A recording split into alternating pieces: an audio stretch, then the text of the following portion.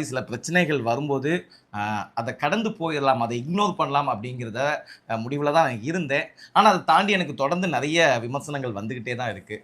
என்னப்பா உன்னை பற்றி ஒரு திருநங்கை இவ்வளவு புகார் கொடுக்குறாங்க, நீ கல்லூலி மங்கன் மாதிரி அமைதியாகவே இருக்கிய, நெருப்பு இல்லாமல் புகையுமா, அப்போ உனக்கும் இதில் ஏதோ தொடர்பு இருக்குன்னு சொல்லி நிறைய பேர் கேட்டுக்கிட்டு இருக்காங்க. இப்போ என்னுடைய குடும்பத்துக்கும் என் நண்பர்களுக்கும் கூட ஒர்க் பண்ணுறவங்களுக்கும் என்னை பற்றி நல்லாவே தெரியும். ஆனால் ஒரு சமூக வலைதளத்திலையும் ஒரு தொலைக்காட்சியிலையும் பார்க்குற ஆடியன்ஸ் ஒருவேளை இந்த பையன் இப்படிலாம் பண்ணியிருப்பானோ அப்படிங்கிற நிறைய கேள்வி எழுது. ஸோ உங்களுக்காக தான் நாங்கள் இந்த பதிவையே கொடுக்குறோம். வைஷு, நீங்க இப்படி பண்ணுவீங்கன்னு நான் எதிர்பார்க்கல. ஏன் நாங்க சந்தோஷமா இருக்கிறது உங்களுக்கு பிடிக்கலையா? இப்பதான் அவங்க ஒரு ஒரு பிரச்சனையிலேருந்து மீண்டு வராங்க. ஏன் இந்த டைம்ல நீங்க இப்படி பண்ணீங்கன்னா என்ன ஆகுறது சொல்லுங்க பார்க்கலாம். எங்களால வெளியே தள்ள காட்ட முடியல. நீங்க ஒரு செகண்ட்ல இப்படி பண்ணிட்டு போயிட்டீங்க. நாளைக்கு ஏதாவது அவருக்கு ஏதாவது வேலை வந்துச்சுன்னா என்ன பண்ணுவீங்க? இப்போ அவருக்கு எதுவும் கிடைக்கக்கூடாதுன்னு நினைக்கிறீங்களா? எங்களுக்குள்ள பிரச்சனை வந்துன்னே இருக்கணும்னு நினைக்கிறீங்களா?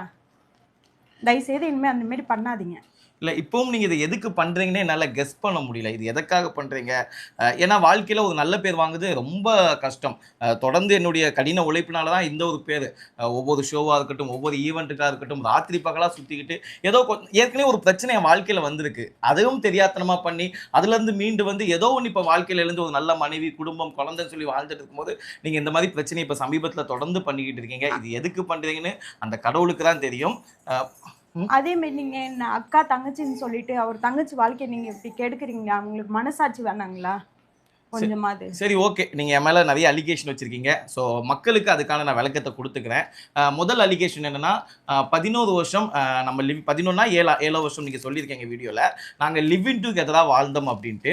ஒருவேளை நம்ம அப்படி ஒன்றா லிவிங் டுகெதரில் உங்கள் வீடு வில்லிவாக்கம் அங்கே வாழ்ந்திருந்தோம் அப்படின்னா, உங்கள் வீட்டு கீழே ஹவுஸ் ஓனர், உங்கள் வீடு எனக்கு தெரியும் வில்லிவாக்கத்தில் ஃபர்ஸ்ட் ஃப்ளோரில் மேலே மாடியில் இருந்தீங்க, கீழே ஹவுஸ் ஓனர் இருந்திருப்பாங்க. ஒரு 3 வருஷம் 4 வருஷம் ஒரு பொண்ணோட ஒரு பையன் இருந்தானா நிச்சயமாக அந்த ஹவுஸ் ஓனருக்கு தெரிஞ்சிருக்கும் நான் அடிக்கடி வரது போகுது. அப்போ அந்த ஹவுஸ் ஓனர்கிட்ட கேட்டால் இதற்கான பதில் தெரிஞ்சிடும். ரெண்டாவது விஷயம், உங்களை வந்து நான் சின்சியராக காதலிச்சுக்கிட்டு இருந்தேன், லவ் பண்ணிட்டு இருக்கேன்னு. இது வந்து உங்களுக்கு மனசாட்சின்னு தான் நீங்கள் இந்த வார்த்தையை எப்படி சொல்லுவீங்கன்னு தெரியல. ஏன்னா உங்களை நான் ஒரு அன்பா, தோழியா, ஒரு சகோதரி லெவலுக்குலாம் நான் பார்த்துருக்கேன். ஏன்னா முதல்ல வைஷுக்கும் எனக்கும் எப்படி பழக்கம்னா, என்னுடைய யூடியூப் சேனலில் அவங்க ஒர்க் பண்ணியிருக்காங்க, அசிஸ்டன்ட் டேரக்டராக ஒர்க் பண்ணியிருக்காங்க. நான் வத்தி குச்சின்னு ஒரு வெப் சீரிஸ் பண்ணும்போது அதில் பர்ஃபார்ம் பண்ணியிருக்காங்க. நல்ல திறமையான பொண்ணு. உண்மையிலே சொல்கிறேன், வைஷு மாதிரி ஒரு திறமையான பொண்ணு கிடையாது. நல்ல டேலண்ட். அவங்களுக்கு நிறைய ஆசைகள் இருக்குது, நிறைய படம் பண்ணணும், நிறைய ஷோஸ் பண்ண இப்படிலாம் ஆசைகள் இருக்குது. என்கிட்ட நிறைய ஷேர் பண்ணியிருக்காங்க. எங்கள் டீமோட சேர்ந்து அவங்க கூட நிறைய ட்ராவல் பண்ணியிருக்கேன். நான் அதுக்கு நான் என்ன ரொம்ப உத்தமெல்லாம் சொல்ல வரல, நானும் நார்மல் மனுஷன் தான். ஆனால் ஒரு நார்மல் பழக்கமாக தான் இருந்துச்சு. ஆனால் அந்த பழக்கம் ஒரு லெவலுக்கு மேலே போகும்போது என்னன்னா, அவங்க என்ன தெரியல, திடீர்னு ஒரு நாள் என்கிட்ட லவ் ப்ரப்போஸ் பண்ணுற மாதிரி பேச ஆரம்பிச்சாங்க. அப்போ இது கல்யாணத்துக்கு அப்புறம் இல்லை, கல்யாணத்துக்கு முன்னாடியே. எனக்கு இதில் துளி கூட உடன்பாடு இல்லை. நான் அது அவங்கள்ட்டே தெளிவாக சொல்லிட்டேங்க, பார்வை ஷோ எனக்கு வந்து உங்களை கல்யாணம் பண்ணிக்கிறதுல எனக்கு நீங்கள் திருநங்கைன்னு புறக்கணிக்கல, எனக்கு பிடிக்கல, எனக்கு பிடிச்சாதானே நான் கல்யாணம் பண்ணிக்க முடியும், எனக்கு இதுல இஷ்டம் இல்லை, நான் ஒர்க்ல தான் கான்சன்ட்ரேஷன் பண்ணிட்டு இருக்கேன் அப்படின்னு சொல்லி அப்பவே நான் அவங்களை அவாய்ட் பண்ணிட்டேன். அதுக்கப்புறம் கல்யாணத்துக்கு அப்புறம் எங்களுக்கு தொடர்ந்து நிறைய ஃபோன் கால் வந்துட்டு இருக்கு. என் மனைவிக்கே தெரியும், மிட் நைட் எல்லாம் நிறைய டைம் கால் பண்ணியிருக்காங்க. இப்போ பிஃபோர் லைஃப் பேச்சுலர்ஸ் லைஃப் வேறங்க. கல்யாணத்துக்கு அப்புறம் என் மனைவி இருக்கும்போது அதை எப்படி அலோவ் பண்ணுவாங்க? 2-3 வாட்டி கால் பண்ணும்போது அவங்களும் சொல்லி திட்டிருக்காங்க நிறைய வாட்டி, ஏன் இவங்க கால் பண்றாங்க, பகல்ல வேணா பேசட்டும். அப்போ கூட நான் சொல்லுவேன், இல்லப்பா நல்ல பொண்ணுப்பா, ரொம்ப கஷ்டப்படுற பொண்ணுப்பான்னு, பகல்ல நீங்க பேசுங்க, நைட் யாருமே கால் பண்ணுவாங்க. தொடர்ந்து இந்த மாதிரி தொடர்ந்து டார்ச்சர் பண்ணிட்டே இருக்கும்போது தான் அவங்கள என்னுடைய வாட்ஸ்அப், இன்ஸ்டாகிராம், என்னுடைய நம்பர் எல்லாத்தையும் பிளாக் பண்ணி, அவங்களுக்கும் எனக்கும் சம்பந்தமே இல்லாமல் இருந்துச்சு. ஆனால் திடீர்னு வந்து நான் உன்னை காதலிக்கிறேன் அப்படிங்கிறீங்க. 3வது அலிகேஷன் என்னன்னா, நீங்க தான் எங்களுக்கு கல்யாணமே பண்ணி வச்சேன் அப்படின்னு நீங்க சொல்லியிருக்கீங்க. இது நீங்க எப்படி சொல்றீங்கன்னு எனக்கு தெரியல. ஏன்னா நம்மளை சுற்றி ஒரு சொசைட்டி நம்மளை வாட்ச் பண்ணிக்கிட்டே இருக்கு. நான் மரியாவை கல்யாணம் பண்ணதுக்கு எவ்வளோ கஷ்டப்பட்டு கல்யாணம் பண்ணேன்னு எனக்கு தான் தெரியும். ஏன்னா பாலாம்பிகா அப்படிங்கிற ஒரு அக்கா முத அவங்க தான் எனக்கு மரியாவையும் அவங்க அம்மாவையும் அறிமுகப்படுத்தி வச்சாங்க. அப்போ தான் நாங்கள் பேசி, ஓகே இந்த பொண்ணு நல்லா இருக்கா, நமக்கு பேசி பாருங்கன்னு சொன்னேன். அதுக்கப்புறம் அவங்க யோசிக்கும் போது தான் ரோபோனா ஃபேமிலி, பிரியங்காக்கா அவங்க ஃபேமிலி எல்லாரும் சேர்ந்து எங்களுக்காக கன்வின்ஸ் பண்ணி, இல்லப்பா இந்த பையனுக்கு பொண்ணு கொடுங்க, நல்ல பையன் அப்படிங்கிற மாதிரி ஒரு சர்டிஃபிகேட் கொடுத்து அவங்கள பேசி கன்வின்ஸ் பண்ணாங்க. அதுக்கப்புறம் ஷக்கிலா அம்மா, நம்ம கும்தாஜ் ஆக்டர்ஸ் அவங்க கூட எனக்காக எவ்வளவோ சப்போர்ட் பண்ணாங்க. ஸோ இவங்க எல்லாம் சேர்ந்து தான் என்னுடைய திருமணத்தை நடத்தி வச்சாங்க. ஒரு ஷோக்காக யாராவது கல்யாணம் பண்ணிப்பாங்களா? நான் வாழ்க்கையில ஒரு ஏதோ பொண்ணு கிடைக்காம இருக்கும்போது எனக்கு ஒரு நல்ல ஃபேமிலி கிடைச்சது. அதுக்கப்புறம் அந்த ஷோ வந்ததுனால சரி கல்யாணம் ஆனதுக்கு அப்புறம் தான் அந்த ஷோலயே கலந்துக்கிட்டேன். அதுல மாக்காப்பா நான் சும்மா இல்லாம காமெடிக்காக இவன் இந்த ஷோக்கு வரதுக்காக தான் கல்யாணமே பண்ணிட்டான் அப்படின்னு காமெடிக்காக சொன்னாரு. அதை நீங்க உள்வாங்கிக்கிட்டு நான் தான் இவருக்கு கல்யாணம் பண்ணி குழந்தைக்காக பண்ணி வச்சேன் அப்படின்னு சொல்றதெல்லாம் ஒரு ஏத்துக்கொள்ள முடியாத பொய். அடுத்த அலிகேஷன் என்னன்னா இதுதான் என்னால மிகப்பெரிய குற்றச்சாட்டா இருக்கு. உங்கள்ட்ட நான் 3 லட்சம் ரூபாய் காசு வாங்கியிருக்கேன். நான் எங்க முதல்ல காசு வாங்க போறேன்? இவர் எங்க வாங்குவார்? இவருக்கு எல்லாம் கொடுத்துதான் எல்லாரையும் ஏமாத்திட்டாரு கொடுத்து வச்சுட்டு. நான் ஏமாத்திட்டேனா? மத்தவங்க எல்லாம் ஏமாத்தி வச்சிருக்காங்கல்ல குடுக்குறேன்ட்டு. நீயே என் மேல கம்ப்ளைண்ட் கொடுப்ப போலியா?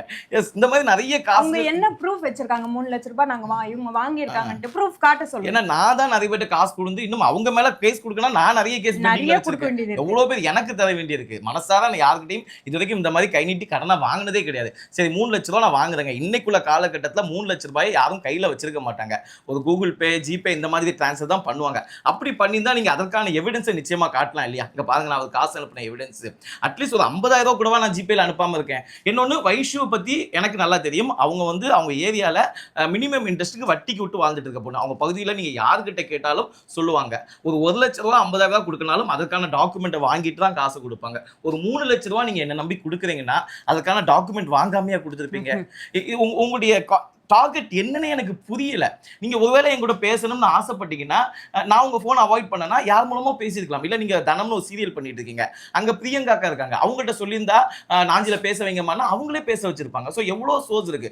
அதை விட்டுட்டு ஒரு கமிஷனர் ஆஃபீஸ்ல போய் கம்ப்ளைண்ட் கொடுக்குறேன்னு சொல்லி ஒரே நாள்ல என்னுடைய பேரை ஒட்டு மொத்தமா எத்தனை நியூஸ் சேனல் தெரியுமா, ஒரு 3 நாளா எனக்கு அவ்வளவு டார்ச்சர் தட்டு இருக்கு. என்னால இதெல்லாம் தாண்டி நாங்க கொஞ்சம் ஸ்ட்ராங்கா இருக்கோம்னா என்னன்னா பழகிக்கிட்டோம். ஓகே, இந்த மாதிரி பிரச்சனைகள் வரும்போது நம்ம எவ்வளவு வலிமையா இருக்குமோ அப்பதான் நம்முடைய வாழ்க்கை நல்லா இருக்கும்னு சொல்லி எல்லாத்தையும் தட்டி விட்டு போயிட்டு இருக்கோம். கமிஷன் ஆஃபீஸ்ல உங்களுக்கு வேற வேலை இல்லையா சொல்லுங்க? இந்த மாதிரி கேஸ் எல்லாம் அவங்க எவிடன்ஸ் இல்லாம நீங்க போய் ஒரு கம்ப்ளைண்ட் கொடுக்குறீங்க. அடுத்த குற்றச்சாட்டு என்னன்னா நீங்க என்ன பேசுறீங்க, ஓகே இதை நான் தாங்கிப்பேன், நான் ஒரு மீடியால இருக்கேன், தேவையில்லாம என் ஒய்ஃபையும் என்னுடைய மாமியார் என் மாமியார்லாம் கிட்டத்தட்ட எனக்கு இன்னொரு அம்மா மாதிரி. இந்த மாதிரி ஒரு வாழ்க்கையில எனக்குலாம் நான் சொன்னல என்ன பண்ணதுல எனக்கு இப்படி ஒரு குடும்பம் கார்டு கொடுத்துருக்கு. நான் பட்ட கஷ்டத்துக்கும் எங்க குடும்பம் பட்ட கஷ்டத்துக்கும் எனக்கு இப்படி ஒரு குடும்பம் கார்டு கிஃப்ட் மாதிரி கிடைச்சிருக்கு. இப்போ அவங்க பையன் மாதிரி இருக்கேன். என்ன ஒருத்தங்க அலிகேஷன் கொடுக்கும்போது அவங்களுக்கு கோவம் வராம இருக்குமா சொல்லுங்க? ஒரு அம்மாவா ஒரு மாமியாரா அவங்களுக்கு கோவம் வரும்ல. அந்த வகையில தான் உங்களுக்கு ஃபோன் பண்ணி திட்டிருக்காங்க. எப்பா தம்பி நான் உங்களோட பழகினியப்பா, இந்த மாதிரிலாம் நீ பேசலாமான்னு சொல்லி உங்களை திட்டினது உண்மையிலே அவங்களுக்கு இன்னும் கோபம் அடங்கல. நேத்து கூட சொல்லிட்டு இருக்காங்க, இல்லப்பா அந்த பொண்ணை விடக்கூடாதுப்பா, இப்படிலாம் பண்ணிட்டு இருக்கா, என்னப்பா இதுன்னு அவங்க அவ்வளவு கோபத்தில் இருக்காங்க. நான் தான் விடுங்கம்மா. ஏன்னா அவங்க ஒரு பொசிஷன்ல இருக்காங்க. அவங்களுக்கு நிறைய கேள்விகள் வரும்ல. அவங்க சர்க்கிள் எவ்வளவு பேர் கட்சியில் இருக்காங்க, அவ்வளவு சர்க்கிள் கேள்விகள் வரும். எங்க மாமா பாவம், அந்த மனுஷன் இது வரைக்கும் கல்யாணம் ஆனதுல இருந்து என்கிட்ட ஒரு வார்த்தை பேசினது இல்லை. அவரு ஃபோன் பண்ணி என்ன நாஞ்சல் இப்படிலாம் இருக்கு, இப்படிலாம் வருது, எனக்கு எவ்வளோ அசிங்கமா இருக்கு தெரியுமா, என் தம்பி தங்கச்சி நிலைமை நினைச்சு பாருங்க, அவங்களுக்கு எவ்வளோ என்கொயரி வரும். என்ன விடுங்க, என் சர்க்கிள் என்ன புரிஞ்சுக்கிட்டு இருப்பாங்க. என் குடும்பம் எங்க ஊர்ல நாகர்கோயில்ல எங்க ஃபேமிலிக்கு எவ்வளவு பேர் ஃபோன் பண்ணி கேட்குறாங்க, என்னங்க உங்க பையன் இப்படிலாம் பண்ணிட்டு இருக்காங்க, இது எவ்வளவு அசிங்கம். இதை நீங்க எதற்காக எல்லாம் இப்படி பண்றீங்கன்னு எங்களுக்கு தெரியல. இதனுடைய விஷயம் எனக்கு என்னன்னு புரியல. ஸோ ஃபைனலாக நான் உங்களுக்கு ஒன்று சொல்கிறேன். உண்மையிலேயே நான் வந்து நிறைய பேர் சொல்கிறாங்க திருநங்கையுடைய சாபம்லாம் சும்மா விடாது அப்படி இப்படின்ட்டு. நான் உங்களை திருநங்கை என்பதற்காக மட்டும் அவாய்ட் பண்ணல. உங்களை எனக்கு இப்பவும் நல்லா பிடிக்கும். ஒரு நல்ல பொண்ணு தான். நீங்கள் வாழ்க்கையிலேருந்து நிறைய பெரிய ஆள் ஆகணும். ஏன்னா திருநங்கை சர்க்கிளில் எனக்கு நிறைய நண்பர்கள் இருக்காங்க. நமிதா மாரிமுத்து, நீங்கள் யாராவது மீடியாவில் அவங்கள்ட்ட கேட்டால் தெரியும் என்னுடைய பற்றி எப்படி, இந்த மாதிரி பையனா அப்படின்ட்டு. அப்புறமா கிருபாம்மா, அப்போ கோவை மீராம்மா, அப்புறம் ஜீவா, நம்ம ஜீவா விஜய் சேதுபதி அண்ணா கூட படம் நடிச்சிருப்பாங்க. அவங்களாம் ஃபோன் பண்ணி என்கிட்ட விடு நாஜில் ஏதோ ஒன்றுக்காக பண்ணிக்கிட்டு இருக்காங்கிறாங்க. அப்புறமா மிலா, இவங்க எல்லாமே எல்லாருக்குமே எனக்கு தெரியும். இவங்க ஏன்னா நான் நிறைய திருநங்கை கூடயும் ட்ராவல் பண்ணியிருக்கேன். ஆனால் நீங்கள் இப்படி வித்தியாசமாக இருக்கும்போது என்னன்னா மக்களுக்கு என்னன்னா ஒரு பயம் வரும். என்னடா திருநங்கைகள்னா இப்படி தான் இருப்பாங்களா, இவங்க கூட பழகினா இந்த மாதிரி பண்ணுவாங்களா அப்படிங்கிற ஒரு பயத்தை நீங்கள் இப்போ விதைச்சிருக்கீங்க. அண்ட் இப்போ நீங்கள் என்ன கல்யாணம் பண்ணிக்க அப்படிங்கிறீங்க. சரி, ஒருவேளை உண்மையாக நான் உங்க கூட லவ் பண்ணியிருந்தேன், உங்களை உண்மையாக நம்ம கூட அந்த மாதிரி தொடர்புல இருந்தால் அதெல்லாம் பாலியல் குற்றச்சாட்டுலாம் இதெல்லாம் என்னால் பொறுக்கவே முடியல. அது இந்த யூடியூப் காரங்களாம் கேட்டுக்கேன், தயவு செய்து நீங்கள் போடுற தம்ப்நெயில் இருக்குது தெரியுமா, அவ்வளவு அருவருப்பாக இருக்குது. நடு இரவு என்னப்பா ரொம்ப அசிங்கமா வல்கரா இருக்கு, இரவு முழுவதும் அப்படிங்கிற இதெல்லாம் போடுறீங்க. நிறைய குழந்தைங்க யூடியூப்பை பாக்குறாங்க. ஸோ நீங்க தயவு செய்து நீங்க சொசைட்டில ரொம்ப பொறுப்பா இருக்கணும். உண்மையிலேயே அந்த பொண்ணுக்கு ஒரு நீங்க நியாயம் வாங்கி கொடுக்கணும்னு நினைச்சீங்கன்னா நியாயமான விஷயத்துல என்கிட்ட கேட்டோ அந்த பொண்ணை கேட்டோ நீங்க முறையிடலாம். இல்லைன்னா அதுக்கு தான் ஸ்டேஷன் இருக்குங்க. இப்போ உங்க கமிஷன் ஆஃபீஸ்ல என்னை பத்தி கம்ப்ளைண்ட் கொடுத்துருக்காங்க.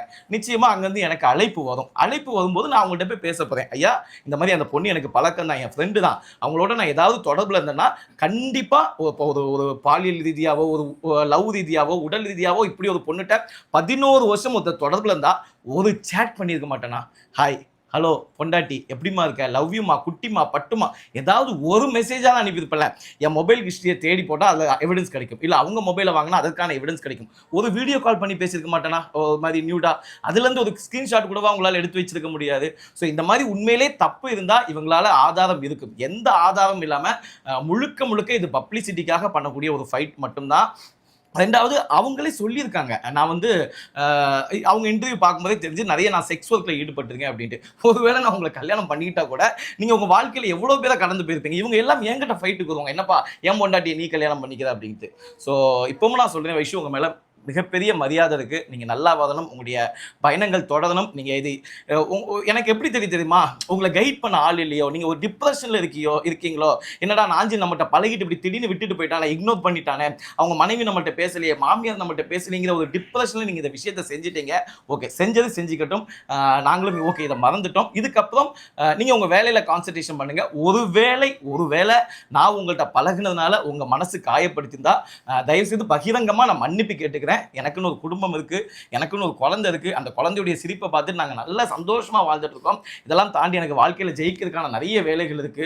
இன்னைக்கு வரைக்கும் ஒரு மீடியாவில் தொடர்ந்து போராட்டத்தில் இருக்கக்கூடிய கலைஞனாக நான் இருந்துகிட்டு இருக்கேன். ப்ளீஸ் தயவு செய்து இதோட விட்டுருங்க. இன்னும் நிறைய பேர் கேட்குற கேள்வி, உங்க மனைவி இதை எப்படி எடுத்துக்கிட்டாங்க அப்படிங்கிற விஷயத்தையும் என்னுடைய நல விரும்பிகள் நிறைய பேர் கேட்குறாங்க.